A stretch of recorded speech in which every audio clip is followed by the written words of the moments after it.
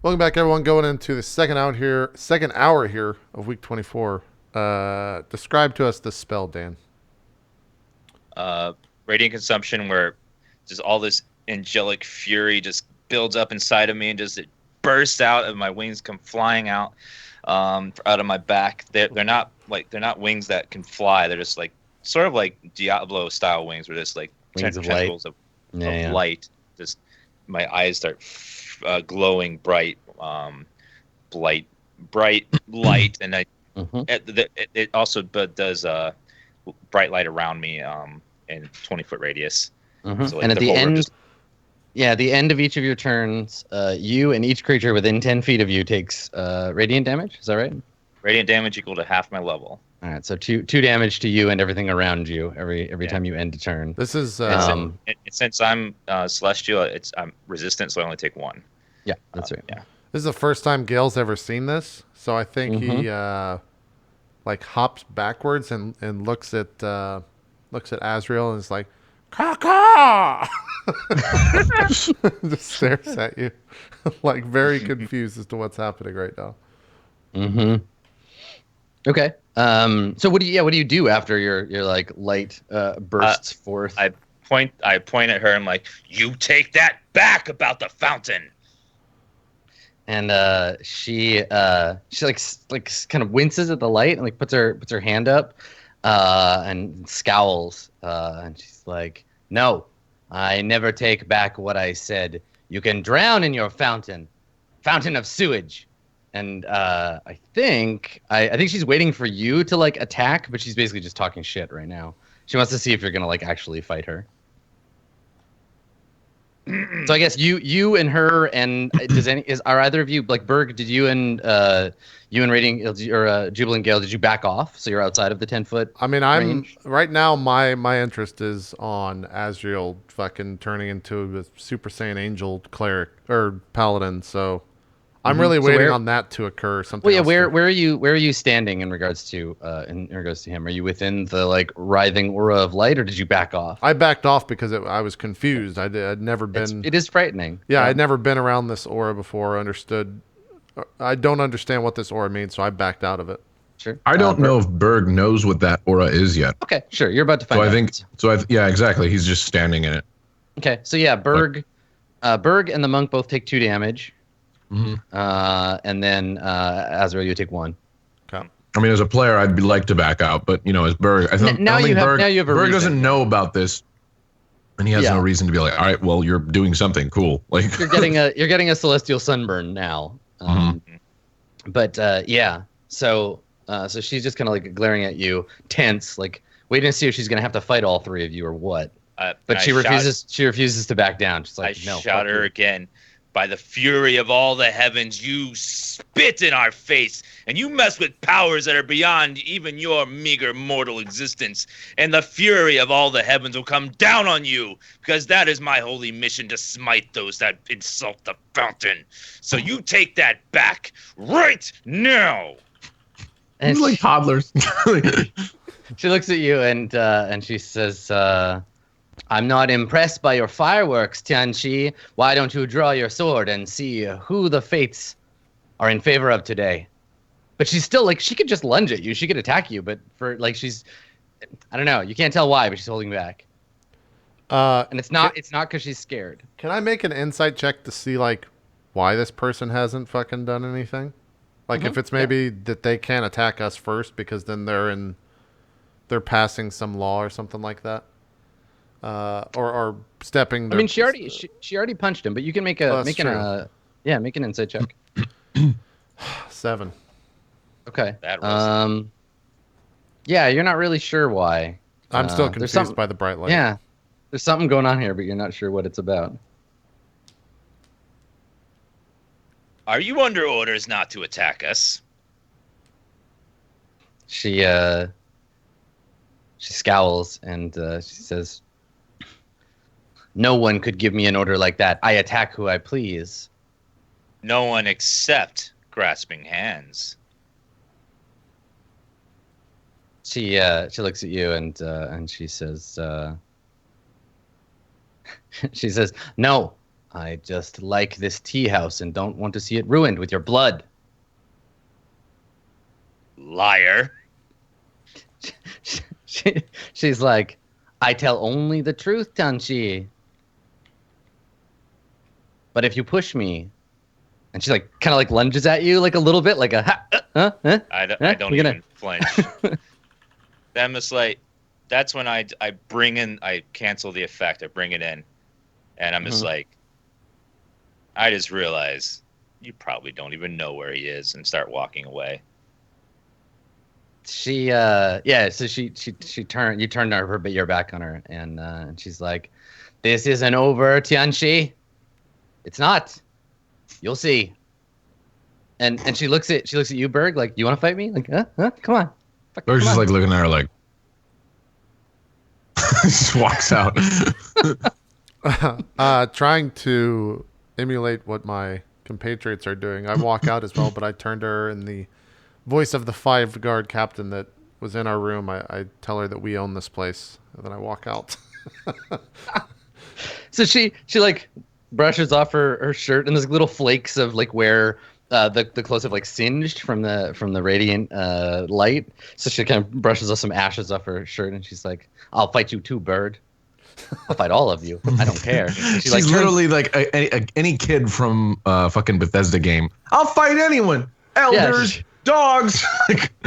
Yeah, and she turns around and she reaches out with a foot and like hooks a stool next to her and like kind of flips it underneath her and like sits down on it.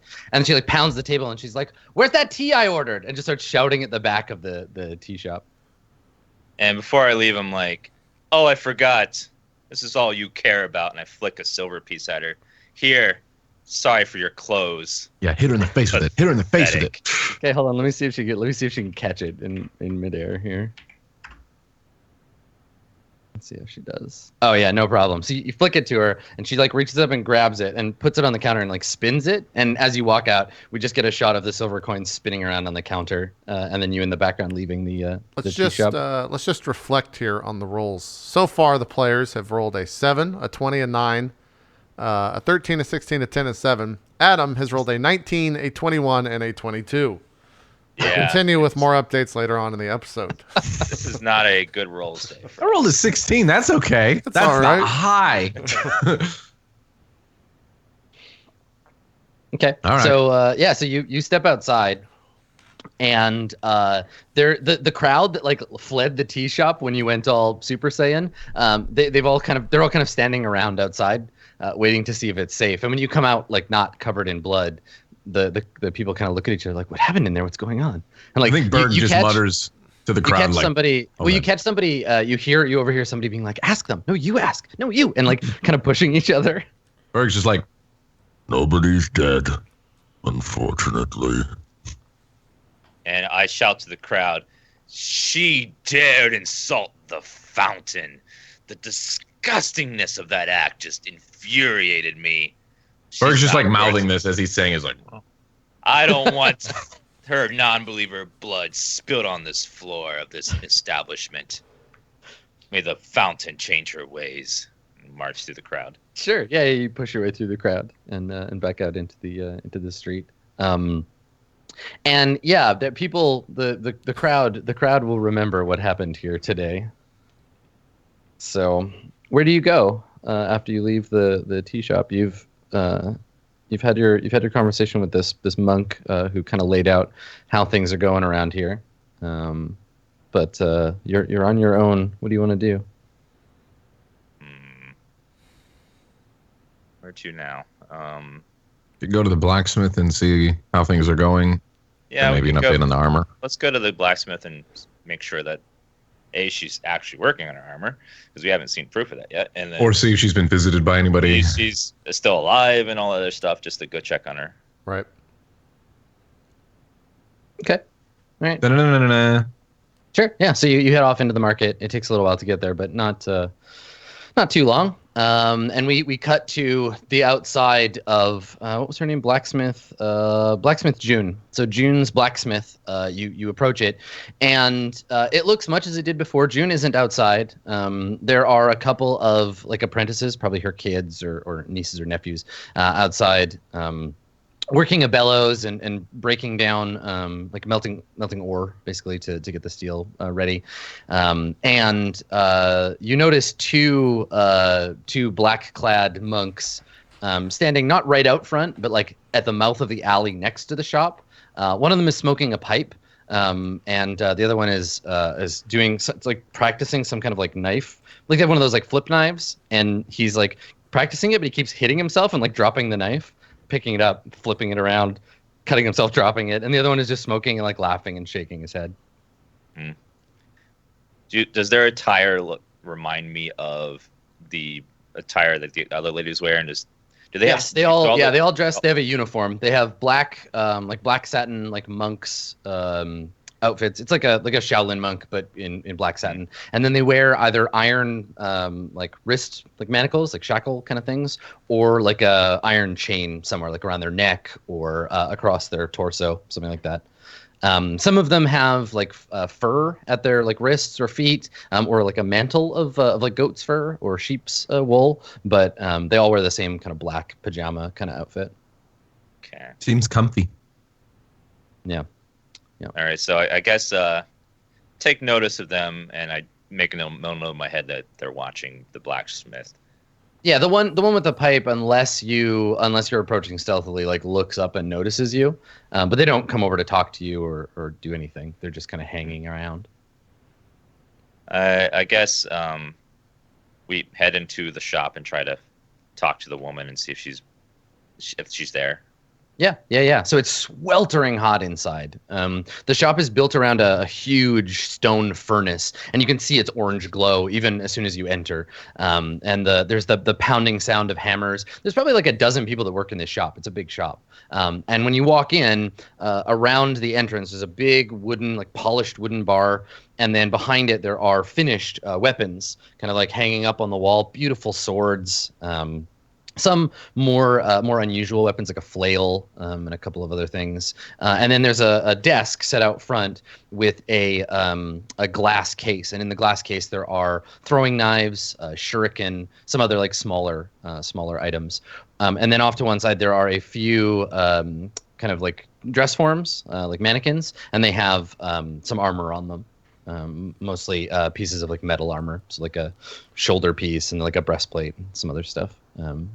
And so you walk in, and I think that you see at the counter, sitting writing on in a ledger, you see former soldier Lee, One Arm Lee, sitting there, and he's writing, and he looks up, and he sees the three of you, and he gives you a nod and goes back to writing.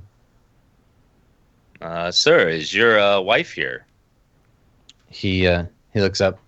And I think he puts his, I guess he can't, he's holding the quill. He says, one moment. And he finishes writing some like doing some math. And then he says, he puts the quill he's working with in the pot. And he says, yes, she is in the back working on your armor. In fact, busy times of late. Yes, I just wanted to get a status update, make sure that the armor can still be built, you're able to get materials, and that everything's going according to plan. Yes, everything going fine. How far? Your order is being completed as we speak. How far away from the thing that we're writing, or the thing that he's writing, are we? Oh, it's sitting right in front of him, and you're just separated by the desk. There's about a 3-foot, like thick lacquered wood surface. If I can, I'll try to shift over to the side to see if I can get a quick visual of everything that he's writing down. Yeah, make a perception check. Please do, Will. That's all I ask. 12. Okay. From here, it looks like it looks like a ledger. There's a column of numbers. There's some names. You can make out a few words, but mostly they're like 1,700 iron nails, and then a name, and then a cost. You can't get much more information. Is this piece of paper just sitting on this platform that he's writing on? It's a book. It's a book. It's in a book, so it's a big leather-bound ledger that he's writing in. So there's like dates and information on it. All right. Have there been any problems recently that would get in the way of your work? No problems at all. Business is going very well. No worries here. Do I notice that he's giving me sort of a look? Yeah, that the end of that sentence was no problems here. Please, for the love of God, don't make any. Like, yeah, everything's great. It's like, don't worry. I just wanted to check on the armor and nothing else. I promise. He nods. Last thing I would ever want, that either of us ever want, would anything coming in the way of this order getting completed. And he nods and he says, yes, everything is going fine. If we complete the order ahead of schedule, we will send a courier to bring you to the shop to pick it up. And do you know where I'm residing? To send the courier. Yeah, he nods. And he says, yes, I believe that you left that information with my wife. Yes, I guess she would know. He just like slips over a piece of paper and says, help me. Yeah. Gail is very confused, shifting back and forth with a cocked head. Like, why are you talking this way? Yeah, they're talking funny. The subtlety is lost on the Kinku. They are very direct people. So I have no idea what the fuck is going on. I guess I just want to look around the shop just to see if I notice any strange people inside. Anyone's? No, just them. Just the people that are working in the armory. Yep. Yeah, you look around, you hear the hissing sound of like a sword being dipped into a barrel of water. There's some like steam off in the background. It's quite a large shop, and there's lots of sound going on, but you don't notice anybody. There's no other customers inside. Yeah, so I guess I don't want to take any more of your time, because I think the more time we spend here, probably getting in the way of your work, and that's not good for you. So I'll make sure we leave. He nods and he says, "Thank you for visiting our shop." I think just like a long. You're very welcome, and I hope that our business together concludes quickly. Please, yes, painlessly. Return at any time. And you know where to reach me if there are any problems with the order, correct? Of course, honored customer. If there are any problems at all, we will reach out to you immediately. Being that once again this subtlety is completely lost on Gail, in the voice of the woman that we just had the encounter with at the T-bar, I'd say I only tell the truth, and like see how the person reacts, the blacksmith reacts when I say that, with like maybe like my beak turned and my eye kind of squinting a tiny bit. All right, companions, we should leave this shopkeeper to do his fine, honest work, and we'll be on our way. Jesus Christ, let's just go. Very well, companion. Let's be on our way. Also, who's Jesus Christ? Yeah, he's the orcish god of leaving uncomfortable situations. Yeah.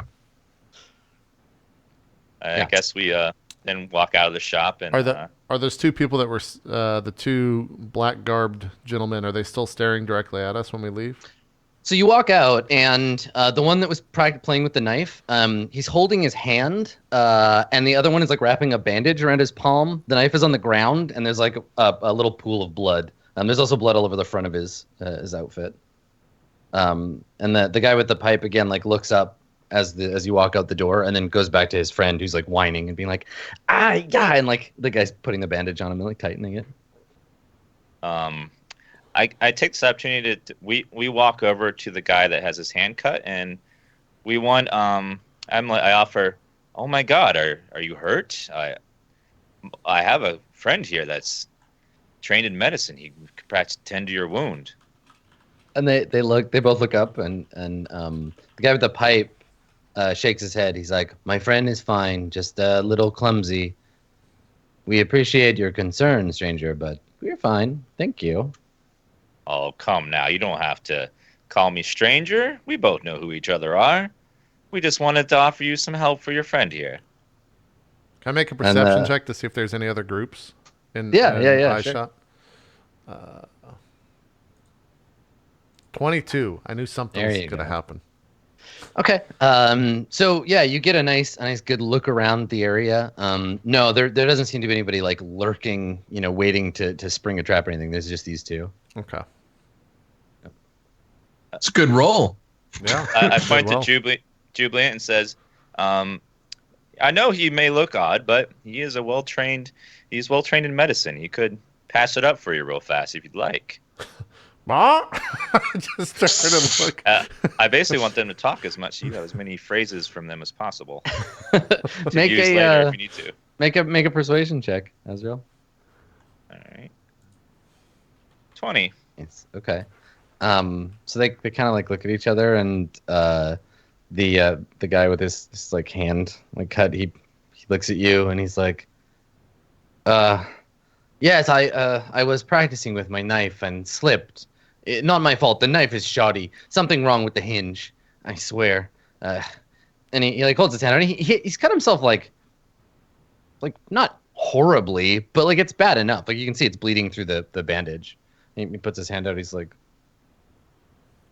And go I ahead. point, I point to you, and I'm like, hey, Jubilant. I point to the hand. I'm like, heal, bandage, like trying to indicate to you what to do. I cross my arms and look at Azrael, and in your voice I say, "That is evil."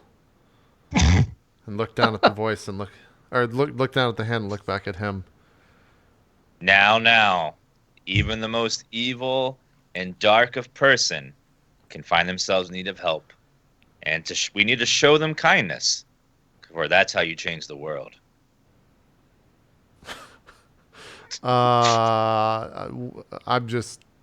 I'm completely confused, and I look down at the hand. I'll make a medicine check to see if I could fix it. Sure. Or Berg is just like, what the fuck are we doing? He's just like against the wall, like, all right. 17. okay, yeah, you can patch up his hand, no problem. Okay. You just like wrap the bandage around and tighten it. Yeah, I bend down on one knee and continue to work on the bandage. Sure. Yeah, it only takes a second. You just have to like you undo the bandage that he already put on. Guy's not gonna need like to be stitched up or anything, but you tie the bandage back on, tighten it, and he kind of like stretches his fingers and he nods. He's like, I say in Berg's voice, I will not become a slave for him. he looks. Now. The monk looks at you, Azrael, and he's like, "It does feel better." Thank you, See, Tenchi. I told you. Sometimes doing nice things for others, even with no payment, can be payment of itself. And the other one, the one with the pipe, the like older guy, he shakes his head. He's like, "No, that's not how it works." And he reaches into his vest, and he takes out a couple of gold coins, and he holds them out to you, Gale. Aww. I look up and maybe just snatch it with my beak and like burrow my beak into my Like- arm and take it away. Yeah. Yeah. And I put my hand out to stop. I'm like, well, if you intend on paying us for the service we gave you, we don't really accept gold, but we could use a favor, a very small one indeed. So do you give the gold back that you took? I Gale? stop a Gale from taking the gold. So maybe your hand is like in my beak then, and I'm Yeah, It's a very awkward, like, I snap down like, to like stop you from taking Right, you just it. hold his beak shut. I'm like, nah. I Okay. would really love an audience with grasping hands, just even a brief one. He laughs and he says, "That's like asking us for your weight in diamonds. We can't give you that. If you want to speak with grasping hands, you wait. He'll come to you." All right. Well, thank you for your time. And we will gentlemen. take that gold. Then you may give the shiny pieces to the bird. He likes those. yeah. As soon as you remove your hand, I snap at the gold piece with Snatch him my out beak. of his hand. Yeah. Okay. Gimme. Okay. May your fates be washed in the fountains, friends. And I They nod politely to you as you leave. What? Yeah, and then you hear them like bickering right as soon as you turn around. Like the guy with the pipe smacks the other guy in the head and just gives him shit for like talking to you or like letting that happen. But yeah, you head out. So where are you going? Probably home, I would imagine. It's still pretty early in the morning, right? We haven't been. Yeah, It's like Mm, yeah, I don't early think there's- afternoon. unless there, there's like- any other place you can think of to go. Is there anywhere in town that has like wanted posters or bounties or anything? Yeah. Or like. Yeah, definitely. There's a big in the market. There's a big pillar that people can put notices up and stuff. Yeah. Guess we'll swing by there to see if anyone needs help with anything and something we can do to get a little bit of gold, help pay for the armor and stuff. Mm-hmm. Okay, so you head there. Yeah. So there's this huge wooden column that's been like kind of driven into the ground. It's basically like they took a big tree and cut all the branches off and polished it and then just jammed it into the middle of the stone. And then pinned to it all the way around about as high as a person with a short ladder can reach. There's all these like signs and posters and what have you. People looking for work, people who are offering like caravan jobs, that kind of thing. And why don't you make an investigation check for me while you peruse these? Is anybody going to help? Yeah, I'll definitely help. Okay, all right. So you have advantage on that. So it's not you have 14. Okay, so there are a couple of things that draw your attention. The first is a notice that says it's a notice for like an apothecary seeking assistance in the monastery. It looks like it was put up about a week ago, and it refers to like a discovery of some kind in the jungles, right? It's like I've discovered a mysterious medicinal herb in the jungle, and I hope to harvest it and begin my own apothecary business. If you'd like to get in on the ground floor of this very exciting business opportunity, seeking trained apothecars, send a message to, and it's got like an address. So that draws your attention because it's, I don't know, maybe because it's so florid, but it's written to, draw attention. It's quest bait. You also notice there are several signs for like political rallies. There are all these rallies about like the aggressive incursion of the Court of Swords into the Shulin Valley and like protect the Shulin Valley from the militants to the south. A lot of like official court documents from the Court of Coins that are like, look, even our government is making deals with these filthy Southerners, and like a lot of that is posted up around on this board. And then the last thing that you find on the board is a wanted poster, and it says wanted, escaped slave, dangerous criminal. It's got a big old picture of Berg's face on it, and a reward of 3,000 gold. I point to that poster immediately and look at Berg, and in Berg's voice I ask, "Why are you here?" Berg walks up to it and immediately grabs the poster down, like, and just crumples it into the side pouch that he's got. Yes. Well, we have to have a talk later, you and I. I just realized. And Berg, Azrael wouldn't have noticed this, but you see that they're actually, and two of them have been like kind of posted over, but it's a series. There's a set of wanted posters. There's one for Gideon, one for Ramus, and one for Zawaz. And Zawaz's crimes are for the aiding and abetting of escaped prisoners and conspiracy to free dangerous criminals. They're all of them are official documents from the Court of Swords. Zawaz. I'll definitely walk up and steal one of those papers to study the signage of the Court of Swords. Sure. In depth and keep it in my back pocket. And What did Berg's thing say? I'm gonna take a copy of the Apothecary one just to see what it is, maybe if it's worth our time or not.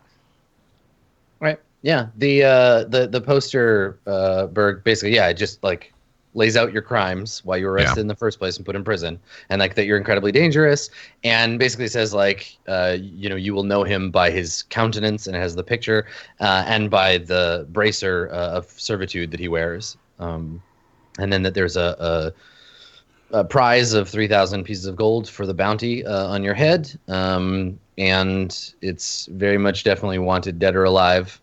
and that either you or identifying part of you is brought back to the fortress town. That the reward will be paid. That's not good. Yeah. The monk saw that earlier. Yeah. I mean, everybody's seen it who looks at the board, right? Whether they recognize you or not is. Well, what I'm saying is the Yeah. monk recognized you. Yeah, he Mhm. did. A lot of people have been giving Berg awkward looks. Mm-hmm. Hmm. Yeah, like I that. mean- The bracer is the equivalent of walking around in like an orange jumpsuit, right?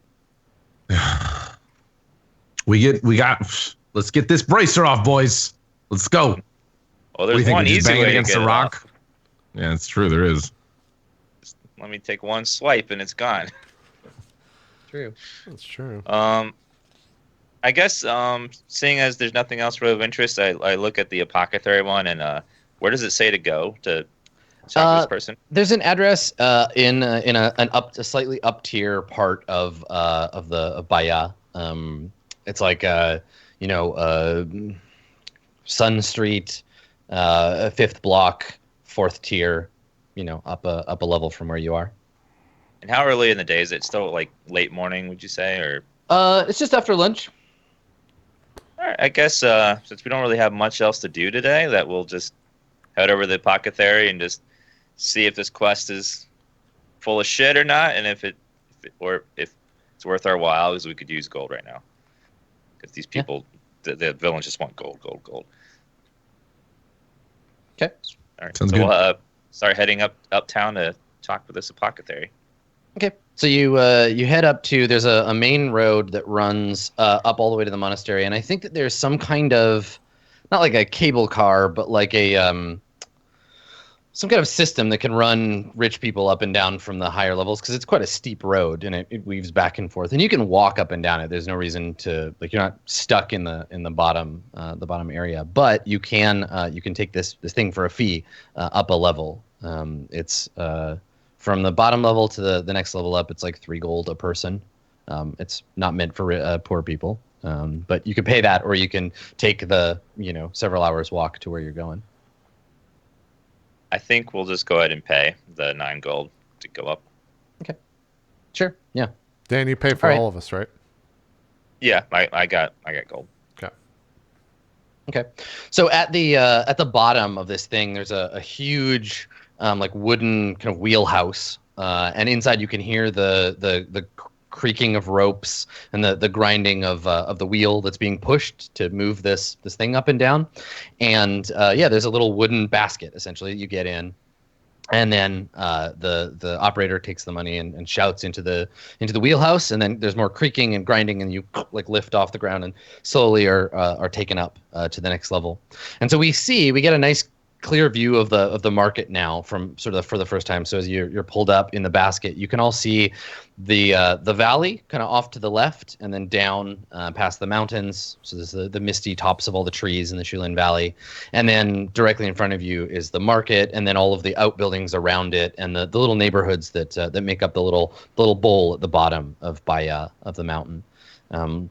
You're brought up to the second level where the basket stops, comes to a swing. There are a few people waiting there to be carried up, and the buildings up here are all much nicer. They're all built into the side of the mountain, and they have all these balconies and porticos that kind of jut out. Everything is made out of either red or orange lacquered wood, and it has a kind of tiered sloping roof, kind of pagoda looking feel to all of the buildings that are around here. It's also much less religious structures and much more like kind of like shops, and not like blacksmiths or like merchants in the same way, but like artisans. So maybe you step out and there's a cartographer's shop and a tapestry maker's shop, like a rug weaver. And then like buildings, apartments, and what have you, and they all have this like view of the rest of the town. Or as you go around the south side, the buildings have this view of the valley, and it's it's like immediately like quieter and smells nicer and is colder up here. There's a faint breeze. The sounds of people down in the market is at quite a remove. You're a few miles away probably from the proper market, so you can sort of hear the susurrus of carts moving and stuff at a great distance. You step out onto the platform, and the next people get into the. Are there guards or anyone walking around that seem to be like military or anything like? It just seems like a different area completely. Apart from that, Yeah. Okay. Yeah, it's like a single big terrace that extends all the way around the outside, and there are people, and I think also either carts or palanquins. People are being carried in little coaches. Yeah, Palanquin. That's a word you don't hear very often. Is there like a little alleyway or somewhere kind of private that we could like step off to the side for a minute to talk about something? Yeah. Like place behind a building or something? Yeah, not a lot of alleys because the buildings are all on one side. Just basically like out of line of sight of people. Yeah, you're all pretty out of place, but that's true anywhere you go. So I don't know. Let's have someone make a stealth roll. I don't care who. I have +4. It's probably the highest in the group. Yeah, I think I have 1, so probably not. Yeah, but like you I have have disadvantage. Disadvantage, yeah. Yeah, I'm low in disadvantage as well. All right, me for stealth. Good luck. So Berg, you're gonna try to find somewhere to. Flop. 18. All right, next one. Yeah, Okay, there Berg. you go. Yeah, Not bad. yeah, sure. Okay, yeah. So you can find a spot that's relatively kind of off the immediate sort of boardwalk, and so you step to the side of a building. Are we in view of the thing we just came up? Yeah, I think so. I think you can see the Okay. big thick ropes of it While we're running up having into the mist and then down towards the. While we're having this conversation, I want to make sure that there's no black garbed men coming up and that we're being followed. Sure, you're gonna keep an eye on the. Yeah. Okay. All right. Yeah. So I pull Berg aside and like, Berg, I don't know what the story behind this bracer is, and I will find out eventually. But for right now, you can't be seen with this. And I take the blanket out of my bag and I start cutting out like a wrap to wrap up the bracer, so it's wrapped in cloth, so it can't be easily seen what it is. It just was like he's got like a wrap, his hands wrapped in cloth, sort of like a bandage or something around the bracer. Okay. As best Yeah, I mean, I it can. occurs to you that the easiest way to hide it would be like in a sling, so make it look like his arm is broken because it would cover the Yeah. whole front of his arm. I was Yeah, just like- gonna say. Yeah, I was gonna say maybe we make like a blood stain or something on it just to make it seem like it's an injury. But Trying our best to cover it up so it's not immediately noticeable what it is. Okay. Yeah, sure. Yeah, I think you've got a sling, like a cloth sling. and Berg responds just like, Very well. If you have questions, ask them. This is not the place, Berg. I will ask later. I didn't mean now. Very well. Well, we're gonna go talk to this apothecary. He may have a quest for us. He may be full of crap. I don't know, but we'll find out. And we have to pretend that we know a lot about medicine and herbs and stuff. So try your best to try to act like you're a learned man. I know that's very hard for you. It's hard for me too, but we have to try our best, okay? So if you have to, just don't say anything. Just nod and say, Very good. I do the same exact mimic or same exact thing. you just go, And I've got my arms crossed and I look very sure of the situation. Something tells me more awkward conversations in our future.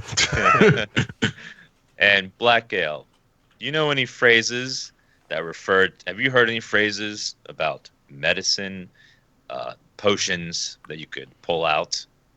My talons come up to my chin and I rub at my feathers, and then after much thought I look at Azrael, and in Berg's voice I say, "He seems happy." Oh dear God. All right. Well, all right, we'll have to play this by ear, but follow my lead. And we start heading towards the address that we saw in the pamphlet to the apothecary. Okay. Okay. Adam, a question, and maybe this is something that I should answer, but do I only mimic phrases, or can I mimic words to create phrases? Yeah, you can do individual words. Okay. They'll come out weird because It'll come you're out odd building a because I don't sentence. know the build of the sentence. Yeah. Well, the and tone. it's going to be in different people's voices, right? So Sure, that too. Yeah. Okay. Yeah. All right. okay. All right. So you want to head for the address? Head for the address and knock on the door once we get there. Okay. All right. So you head for this address, and I think that you find it after a little bit of looking. It's out on the south side of the terrace, and it's now they don't have like individual address numbers or anything. So you find the building, and it's the front of a shop. The door is closed. There are two big windows in the front, but they have awnings like drawn shut over them. There is over the door what looks like an unpainted sign. It's a large wooden carved sign, and it looks like it's like a snake curled around an egg, and then the egg is like hatching, and from the hatching egg there is like a peacock like emerging from the egg. But it's unpainted. It's just like a sort of beige, like wooden sign. And actually, the whole front of the shop looks like it's in the middle of being renovated, right? So there's paint that's been rubbed off of most of one of the shutters, but not completely yet. There's wood shavings and like sawdust all around the front of the shop, and maybe there's a wooden stump with a like an axe stuck in it. And then the door is shut in front of you. I guess we'll knock on the door to see if anyone's there. Okay. There is a long pause of silence. No one answers from within. After waiting a reasonable amount of time, I knock again, but a little louder. Okay. So you knock it on again, and your gauntleted fist rattling against the door. And then you hear something above. You hear a sound, and then someone comes to the balcony above you, and he puts his hands on the balcony and leans over. And when you look up, you see a man. He's not wearing a shirt. He has a long, maybe it used to be brown, but now it's mostly gray. A big long gray beard. His head is bald. His skin is a sort of a deep brown. And he leans over the banister, and he says, What is all this noise? We're not open." Oh, I'm sorry, sir. We saw this flyer that someone here was needing help.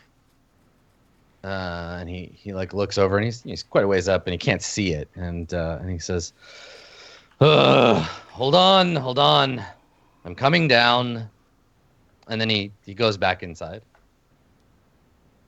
All right, I guess we wait for him to come down to the door. Okay. You wait a while. Like he doesn't. It's like 2 or 3 minutes pass, then 5 minutes pass. Guess after like 5 minutes, I start pounding on the door again. Like, Sir, did you forget that we're down here? So, you hear some sounds from inside, and then and then the door, you hear the door like rattle on the other side. You hear some chains rattling, and then someone fumbling with keys, then a click, and then the door, one of the doors opens part way, and you see this guy, but he's down here. He's like he's a dwarf. He's low and broad, and he's wearing essentially like a smoking jacket, like a silk kind of like robe, it's like a deep purple. It looks like it was probably a nice garment at some point, but the edges are all frayed. You can see the thread underneath, and the elbows are starting to lose their luster. He's and he looks up at you, and he's got a little pair of silver spectacles on the end of his nose. And he looks up, and he says, let's see it." And he reaches up, I hand him the flyer. grabs it from you, fixes his glasses, kind of holds it out, looks at it. Yeah. Uh-huh. Yeah. Okay. And like folds it up, and he like puts it in his pocket, and he says, "Come inside." And he just walks inside. And then I guess we all follow him into the room. Yeah, I'll shuffle in. I make one quick look down the walkway to make sure we're not being followed. Okay. Yeah, there's lots of people out, kind of like walking around, just enjoying the brisk air, but it doesn't seem like Perhaps anybody's followed you. anyone in black pajamas with Yeah. slightly golden teeth? Yeah, I peer down and then I just shut the door very hastily. Okay. Right. So inside, there's an oil lamp that's lighting the inside of this place. It looks like it's going to be a shop at one point, but definitely isn't one yet. That smell of freshly cut wood and maybe of lacquer as well is like heavy in the air. There are little piles of like wood shavings and sawdust. Off to one side, there's a big unfinished table, and there are workers' tools kind of scattered throughout the place, like woodworking tools. And he walks back to the back of the shop where you can see a staircase that goes upstairs. But he comes up short before he goes upstairs and pulls over a stool and sits on it. And he gestures for you to sit. And there's like probably like an upturned box that you could sit on, and like not any proper furniture, but he invites you to sit down. Just moving in, sir? He nods. He says, Yes, I'm assured it's going to be a booming business any day soon, but my partner who wrote that letter to you is not here. You are one of his mercenaries, yes? Come to protect the place while we get it set up? The note wasn't quite clear what help was needed, just that you needed help. Well, can you work in ads? Do you craft wood? That's not the kind of help we offer. Kind of squints at you, and he's like, then what are you doing here? I wonder if you need the help of maybe some mercenaries, some adventurers. And he nods, and he's like, yes, you're some of my partner's mercenary friends. So yes, watch the shop. Don't let anyone break in. He will pay you when he returns. Where is this friend, by the way? You ask a lot of questions for a hired sword. Oh, I'm curious that way. He says he's out collecting supplies. Has he been gone long? At an abnormally long amount of time? I'm just concerned for the source of my payment. Yeah, he squints hard at you, and he's like, I don't understand why you're asking me these things. And I just want to know, does he need help or not? Or is this normal for him? He shrugs. I don't know. I have not met him in person yet. I came all this way, open a business, they said. An apothecary, they said. I have a big business for you, they said. I haven't seen a single shred of gold. I cannot pay you until my partner returns. Just keep ruffians from the shop. Wait a second, sir. Did you say you've never met this man in person? No. I will. Has anyone in this town met this man? I don't know. I don't understand anyone here. I stay upstairs in my house. I wait. How did you find out about this business opportunity? He make a perception check. You're making him suspicious. Okay. Boom. 12. Okay. So he looks at you and he says, my partner comes highly recommended. I was given an address. I invested some money some months ago, and now I have come to see where my money went. I wait for him to return. Wait a minute, sir. Are you saying that you've given someone a bunch of money in the hopes that you will get more of it back later? He nods. He says, yes, it's investment. And you've never met this man. You've never seen this man since you've given them the money.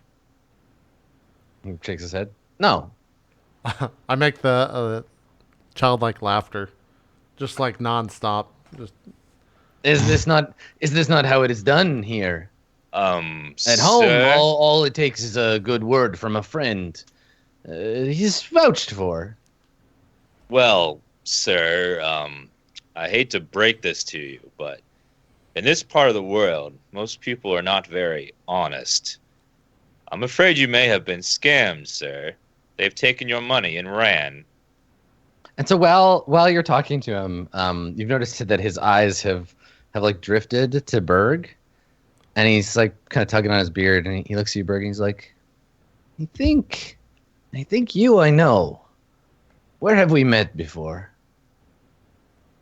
We haven't met before. Oh, I am sure of it. I have a good memory for faces. I've seen you, half-orc. Why do I know you? This guy's like- old, right? Yeah, like kinda. I mean, it's hard to tell because he's a dwarf. But... Right. I guess Berg's just I'm like, You're old. he nods. And Old you know- people see many faces. You're you know how- mistaken. And you know how these orcs are. They all look the same. They grunt. They swing their swords around like they're big and tough. They're all the same, really. You know, not like us humans or dwarves, right? Make a deception check. I think I'm slowly turning full beak to Azrael, just super confused once again. Wow, double six. Yeah, and shit. he's just staring at you, Berg, like, no, I know you. I've seen your face. Where? And now he's just like kind of like biting his lip and staring at the floor, and kind of like you can see him mulling it over, like wringing his hands. quick, someone say something else. Do you have anything to drink, sir? Kind of hot. Any liquor? He looks up and he says, yes, that I do have. One moment. I'm so rude. I'm sorry. And he like hops down from the stool, and he goes towards the stairs, and then heads upstairs. I think when he walks away, I turn to the two of them, and in Azrael's voice, I say, "Death lurks in here." And I point towards the door. Yeah, I think we use that opportunity to walk out the front door while he's upstairs. You're like, we're out. Yeah. Okay. All right. Yeah. So you go outside, and as far as you know, the dwarf is still upstairs doing stuff. Berg, it's getting more and more dangerous being seen with you. We have to figure out some way around this. Yes. Well, at least take comfort in the fact that if we do fight, they will probably die. It depends on who comes after us, Berg. That was an awfully large bounty on your head. Berg will not become a slave again. It's not a slave that I'm as worried about. I'm afraid they're not going to take you in alive, if you know what I mean. Berg would rather die than become a slave. In Berg's voice, I say, "Probably wise." We need to get you a helmet, Berg, to cover your face. Bird just kind of looks at him, like not sure Well, who likes this. you said we were near like a rug maker or something like that. Someone working in textiles or fabric. Yeah. There's a tapestry maker's shop. Okay. Well, I don't want to just go pull a tapestry over your head and poke two eyes in it, but I kind of Give want me your to. finest burlap sack, sir. Yeah. Yeah, that'll stay under the radar. That doesn't draw attention. Yeah. I guess, since this didn't turn out the way we hoped, really nothing left for us to do up here except, I guess since we paid the gold, might as well walk around a little bit just walk around the market, see if anything catches our eye, anyone seeking help, or any cool stores that are around. Yeah. That There's sell maybe also cool items. Yeah, if there's any like mask that we see of whatever cost, or even as you mentioned a burlap sap, we will buy one to put over Berg's head. Yeah. Okay. All right. Sure. So you wanna just go out into the shops and like wander around a little, do a little shopping. Yeah. Peruse, see if anything catches our eye. Yeah. Sure. Sounds good. Okay. Do you wanna take a break there? Yeah. Yeah. Let's take our second break here. Well, cool. We still got 2 hours left to go, so don't go to more quarter swords coming up, and we'll see if we can find Berg a mask of some sort. Operation Get Berg a nice mask. Yeah, or something. All right, we'll be right back. We'll see you guys in just a bit.